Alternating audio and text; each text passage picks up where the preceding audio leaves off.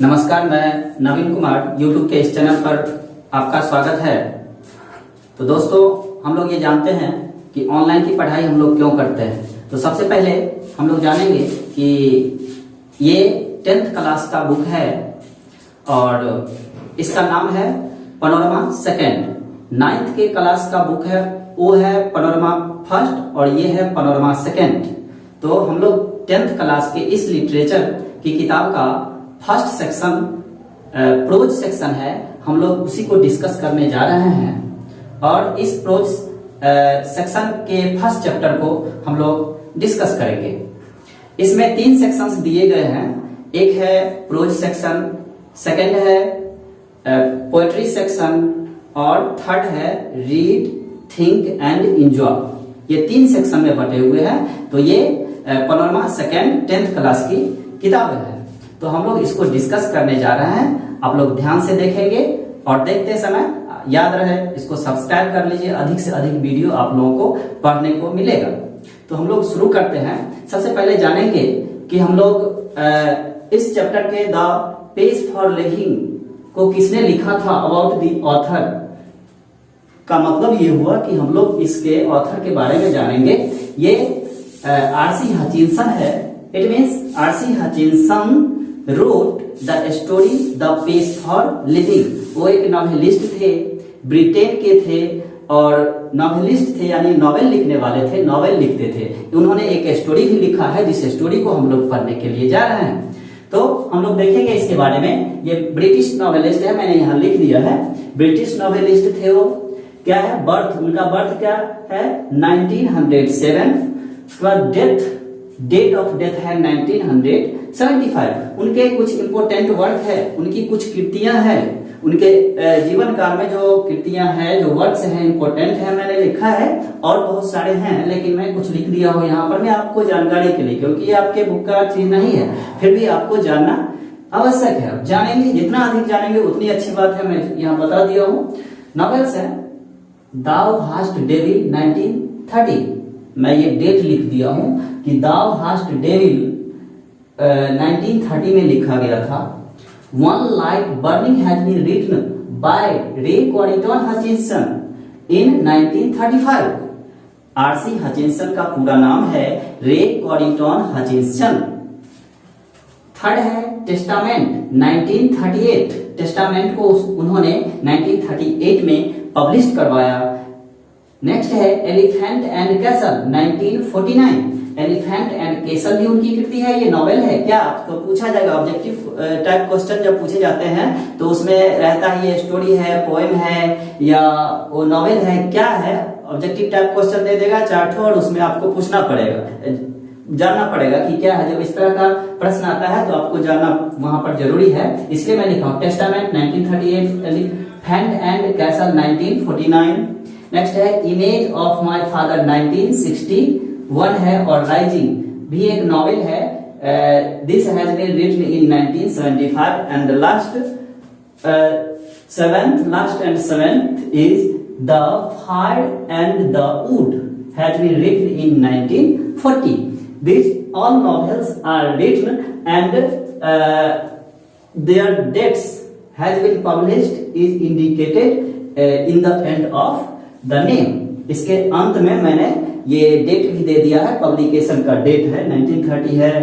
दाउ hast devil 1930, one light burning 1935। प्रश्न पूछा जा सकता है when did one light burning written, तो आप बोलेंगे 1930, इसीलिए मैं ये डेट डाल दिया हूं। अब उन्होंने एक स्टोरी भी लिखा है, वो स्टोरी है जो हम लोग पढ़ने जा रहे हैं, उसका नाम है द पेस फॉर लिविंग। यानी पेस फॉर लिविंग, जीवन की गति या जीवन का रफ्तार। उन्होंने ये बताया है कि जीवन की रफ्तार कैसी होनी चाहिए, जीवन की गति हमारे लाइफ में कैसा होना चाहिए, उसको उन्होंने इस चैप्टर में बताया है। तो हम लोग चलते हैं और इसको डिस्कस करेंगे।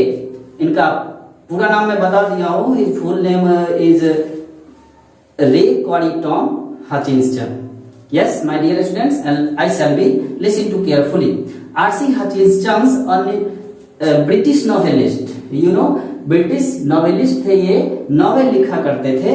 And he says that an exceptional flair of touching the sensitive issues of the contemporary society with all its contradiction and paradoxes। और ये कहते हैं कि विरोधाभासी और विरोधाभासों के साथ समकालीन समाज के एक असाधारण स्वभाव के प्रदर्शन को उन्होंने इस चैप्टर में बताया है कि एक विरोधाभास और विरोधाभास के अंतर को स्पष्ट करते हुए उन्होंने समकालीन समाज को किस तरह से संवेदनशील बनाने की बात उन्होंने इसमें की है। स्पेस फॉर लिविंग में उन्होंने ये बताया है कि मॉडर्न मैन किस तरह की जिंदगी अभी बिता रहे हैं इस लाइफ में। He says and he presents the agony of modern man. He brings out how the fast movement of men, things and objects halts the normal rhythm and exerts undue pressure on men and women and children। वो ये कहते हैं कि आधुनिक आदमी की पीड़ा को हम कैसे समझेंगे, इसको उन्होंने वस्तुओं मानव और बच्चों के बीच एक गति को लय देने के लिए कि किस रफ्तार से हम चलेंगे, और उस वस्तुओं के बीच में उन्होंने एक डिफरेंट को बताया है, अंतर को बताया है कि इसकी रफ्तार कैसी होनी चाहिए। रफ्तार किसी का अधिक तेज है, किसी का स्लो है, कोई स्लो थिंकर है, कोई फास्ट थिंकर है। तो स्लो थिंकर और फास्ट थिंकर को डिफरेंट बताने के लिए उन्होंने क्या किया है, इन चीजों को हमारे सामने रखा है और स्टोरी के माध्यम से हम लोगों को पोर्ट्रेट करके बताया है कि हम लोग को अपने लाइफ को कैसे स्पेंड करना चाहिए, how should we spend our life in the modern age. और वो कहते हैं कि ये वस्तुओं की तेज गति एक सामान्य आदमी को कैसे प्रभावित करती है और पुरुषों, महिलाओं और बच्चों पर यह क्या करती है, कुछ अनुचित दबाव डालने की कोशिश करती है जब हम अपने जीवन को एक अच्छे तरह से जीना जानते हैं या सीखते हैं तब। अब जो है उन्होंने इस तरह से समाज को ऐसे संवारने का कोशिश किया है ताकि हम लोग आगे रफ्तार से चले। हमारी गति एक ऐसे एवरेज गति से नहीं चले, औसतन गति से नहीं चल करके एक अच्छी तरह से जिंदगी को संवारे और अधिक तेजी से चल करके हम अपने गंतव्य स्थान पर पहुंचे, हम अपने एम तक पहुंच सकते हैं। अब कहानी की शुरुआत होती है, ये तो हम लोगों ने उसके बारे में जाना कि किस चीज को पोर्ट्रेट किया है, तो मैं कह सकता हूं कि he differentiates between machines and human being. कहानी ऐसे स्टार्ट होती है कि जब वे डबलिन में जाते हैं तो वहां एक नाटक देखते हैं। When he went to Dublin and he saw a play and his chief character was an elderly corn merchant। उस प्ले में, उस नाटक में एक बुजुर्ग व्यक्ति, एक बूढ़ा व्यक्ति उस नाटक का चीफ कैरेक्टर है। इस नाटक में यह बताया जाता है कि उसकी पत्नी 10 पाउंड एक दिन में जब उसे कभी छुट्टी मिल जाती है तो his wife has the fantastic notion of spending 10 pound on a holiday and his nephew was cheating him. चूंकि वह बूढ़ा हो गया है, he was dicky means he was weak, वह इतना कमजोर हो गया है कि कुछ कर नहीं सकता है, तो अपना कार्यभार वह अपने भतीजा को सौंप देता है। उसके इनकम पर कुछ बुरा प्रभाव पड़ता है, उसका इनकम कम हो जाता है और एक तरफ उसकी पत्नी भी उसे जब भी छुट्टी मिलती है तो वह एक दिन में 10 पाउंड अवकाश के दिनों में खर्च कर देती है। अब देखते हैं कि वो पाउंड क्या है। एक दिन में 10 पाउंड खर्च करती है तो महीना दिन में यदि 5 दिन छुट्टी हो जाए तो वह कितना कर पाएगी। इस तरह से मैं देखता हूँ कुछ। देखिए आगे हम लोग देखते हैं यहाँ पे कि पाउंड क्या होता है। कुछ शब्द है इसमें, उसको जानते हुए चलेंगे हम लोग।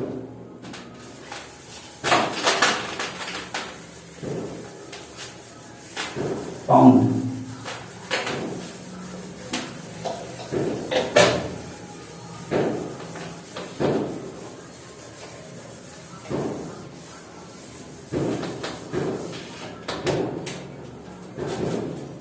आ गए पाउंड क्या होता है।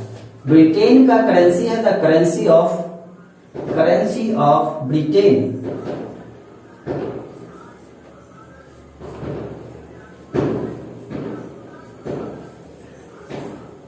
British currency,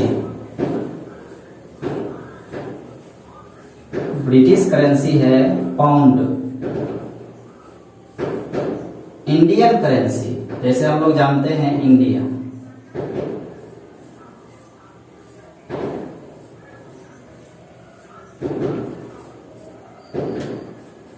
rupees.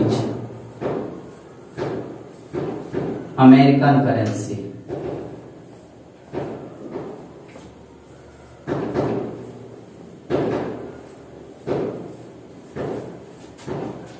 Dollar.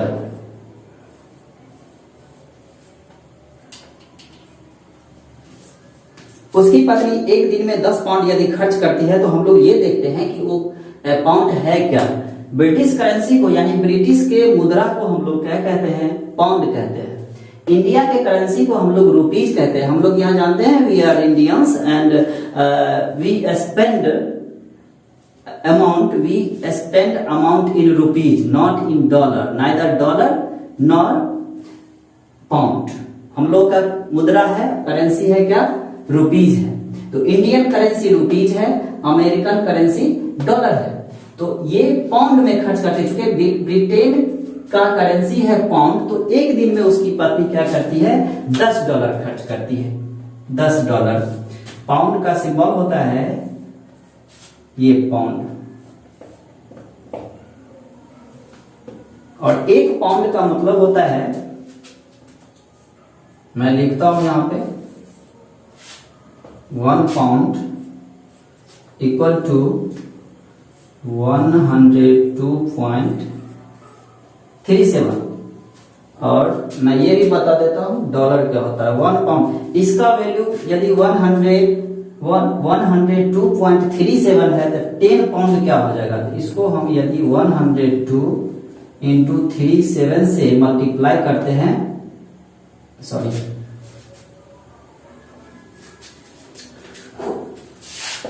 102.37 into 10, इतना अमाउंट वह एक हॉलीडे में खर्च कर देती है, स्पेंड करती है। और 102.37 यदि हम मल्टीप्लाई करते हैं 10 से तो उसका निकल जाता है। अब देखिए ये तो पाउंड हो गया। अब हम लोग देखेंगे यहाँ डॉलर क्या होता है। डॉलर भी है, अमेरिका का है, हम लोग डॉलर भी सुने होंगे। प्रत्येक कंट्री की एक अलग अलग करेंसी होती है, अलग अलग मुद्रा होती है। अब ये देखेंगे डॉलर का, डॉलर का भी एक अलग वैल्यू है। ये तो हो गया Indian rupees, Indian rupees. Indian rupees में इसका वैल्यू 102.37 और डॉलर का $1 होता है $1। ये डॉलर का सिंबल ये है, ये डॉलर है, डॉलर का सिंबल है। $1 का वैल्यू 74.10 रुपीज। ये भी है इंडियन रुपीज।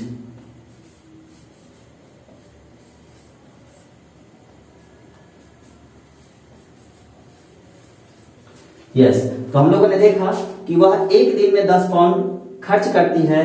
एक पाउंड बराबर होता है 102.37। 10 पाउंड खर्च करती है, इसको मल्टीप्लाई कर दीजिए, वह उतना एक दिन में खर्च करती है। ये पाउंड का सिंबल है, ये पाउंड का सिंबल है, ये डॉलर का सिंबल है। ये अमेरिकन करेंसी है और ये ब्रिटिश करेंसी है।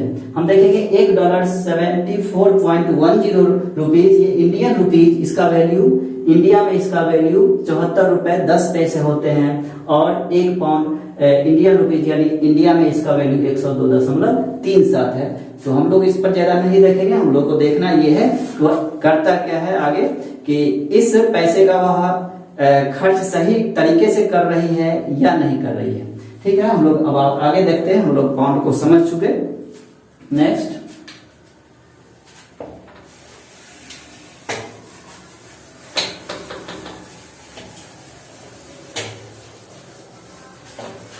now let's go. When he spends and she has the fantastic notion of 10 pound altogether, the pace of life was getting too much for him. अब सब मिलाकर हम ये लोग ये देखते हैं तो उसके लिए जीवन में कठिनाई ही कठिनाई आ जाती है।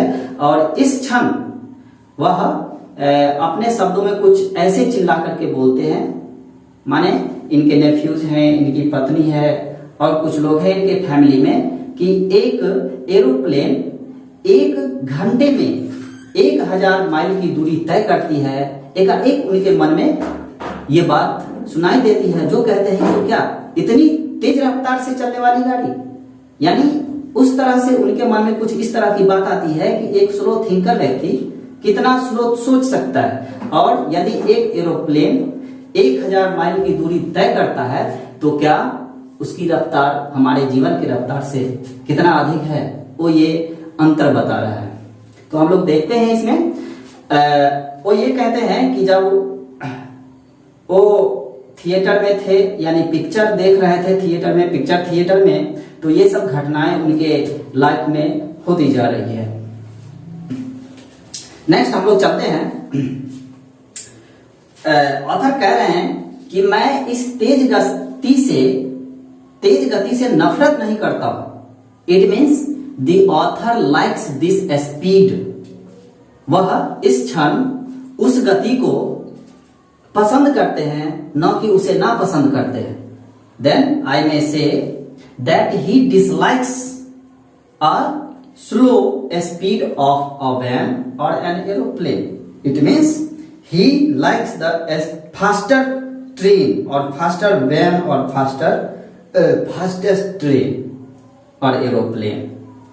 यस, हम लोग चलते हैं आगे। वो ये कहते हैं कि I have any dislike of rapid movement myself। यानी ऑथर ये कह रहे हैं कि मैं इतनी तेज गति से चलने वाले मीन्स ऑफ ट्रांसपोर्ट को डिसलाइक नहीं करता हूं। It means he likes such type of rapid movement. When he was going anywhere on journey he likes an aeroplane. वैसे उन्होंने गाड़ी चलाई है और उस जिस कार में है उस कार का स्पीड है 90 माइल्स पर आवर। उसे अच्छा लगता है कि मैं अधिक तेजी से चल सकता हूँ। वे कह रहे हैं आई एंजॉय, मैं आनंद लेता हूँ। वो अधिक आनंदित होते हैं क्या कि going to a car at 90 miles an hour so long as I am driving and so long as it is not my car.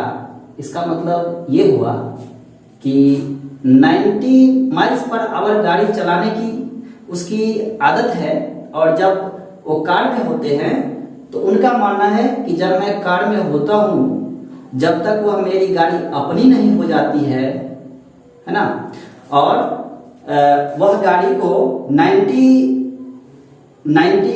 Miles per hour की स्पीड से चला रहे होते हैं, तो उनको आनंद तब आएगा जब वह गाड़ी मेरी हो जाएगी। वो ये कहते हैं कि वो गाड़ी मेरी होनी चाहिए का मतलब ये है कि जब वो गाड़ी में हो रहे होते हैं और गाड़ी चला रहे होते हैं, उनकी गाड़ी जब तक नहीं हो तब तक वो एंजॉय नहीं लेंगे। दूसरे के गाड़ी में बैठ करके तो एंजॉय कोई ले सकता है, लेकिन वो ये कह रहे हैं उनका अपना थिंकिंग है कि मैं तभी एंजॉय कर सकता हूँ, तभी आनंद ले सकता हूँ जब वह गाड़ी मेरी होती है और मैं चला रहा होता हूँ तब।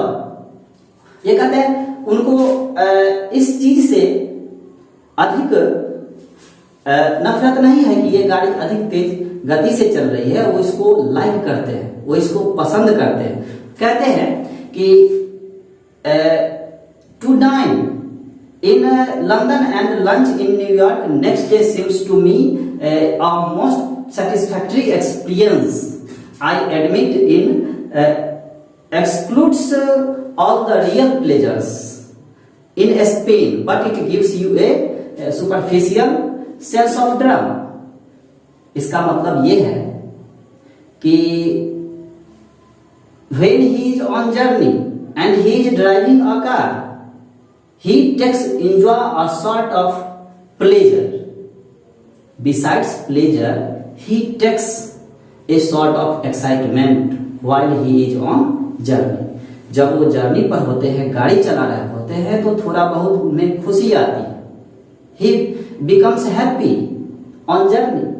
जब वो जर्नी पर होते हैं तो उनकी खुशी बढ़ जाती है, वो अधिक खुश हो जाते हैं जब वो बस या गाड़ी में चलते हैं तब. और एक शब्द है कि वो कह रहे हैं कि ये जो है सुपरफिशियल सेंस ऑफ ड्रामा है. तो सुपरफिशियल सेंस ऑफ ड्रामा क्या होता है, इसको हम लोग जानेंगे. सुपरफिशियल सेंस ऑफ ड्रामा देखिए, सुपरफिशियल सेंस ऑफ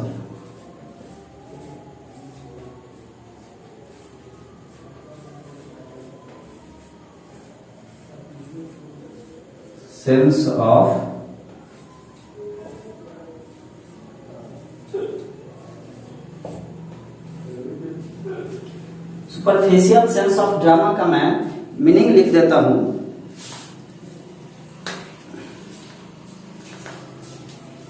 लिखा हुआ है बुक में भी.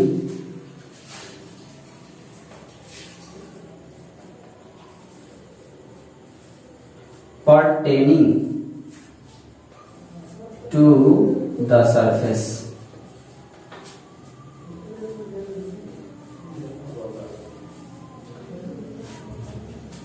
pertaining to the surface, सतही जानकारी यानी मूल जानकारी, वास्तविकता की जानकारी. It means if you describe someone as superficial, यदि आप किसी को सुपरफिशियल के सेंस में बता रहे हैं, यदि सुपरफिशियल कह रहे हैं, you disapprove of them because they do not think and deeply and have little understanding of anything that is serious and important.